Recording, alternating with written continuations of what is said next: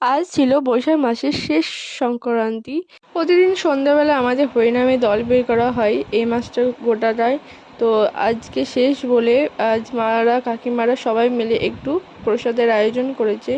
তাই এই যে দেখতে পাচ্ছ সবাই কাজ করছে সবাই মিলে হাতে পাতে। আর তারপর এদিকে রান্নাও বসে দিয়েছে।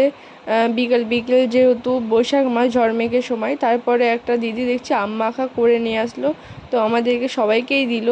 তো আমি একটু খেয়ে দেখলাম, খুব ভালোই হয়েছে। এদিকে সন্ধ্যা হতে হরিনামও শুরু হয়ে গিয়েছিল। তারপরে মেঘের অবস্থা খুবই খারাপ ছিল, মেঘ ডাকছিল যেহেতু।